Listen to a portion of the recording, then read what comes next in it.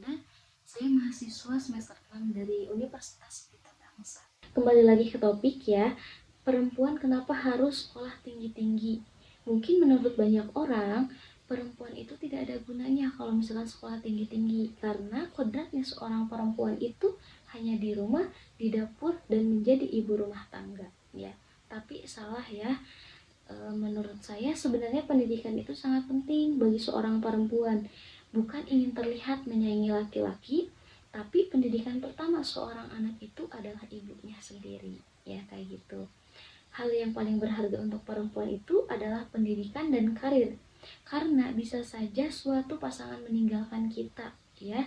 Kalau misalkan kita berpendidikan dan berkarir, mungkin kalau misalkan ditinggalin sama seorang laki-laki juga, kita masih punya karir dan pendidikan yang sangat penting bagi kita ya, kayak gitu.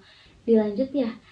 Nah, terus pertanyaan sering banget yang nanya, kenapa kamu ngambil pendidikan padahal kamu kerja di dunia keuangan ya. Alasan yang pertama itu karena kita tidak akan selamanya kerja di orang ya. Kalau misalkan kita berpendidikan, kita punya ilmu, kalau misalkan kita udah keluar gak kerja lagi di situ, kita bisa mengabdi ya, mengajar di sekolah-sekolah walaupun honorer ya, kayak gitu. Terus yang kedua, kadang ada yang nanya, kenapa aku ngambilnya PGSD, kenapa nggak ngambil manajemen aja, padahal kan kamu kerjanya itu komputer ya. Saya mengambil PGSD karena saya yang pertama suka anak kecil ya.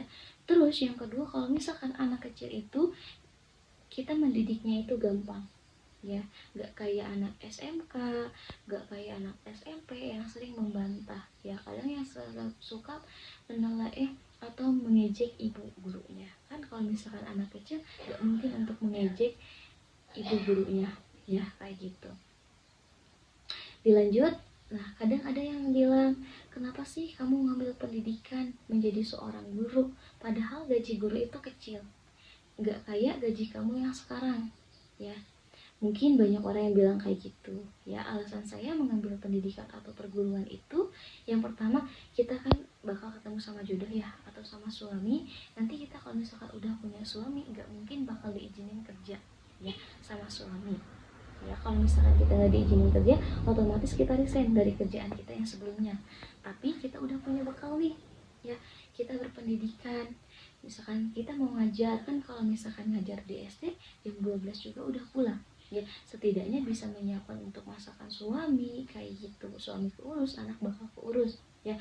Masalah gaji, yang penting mah ikhlas ya. Kalau misalkan jadi guru itu yang penting ikhlas, insya Allah rezekinya bakal lancar ya, kayak gitu.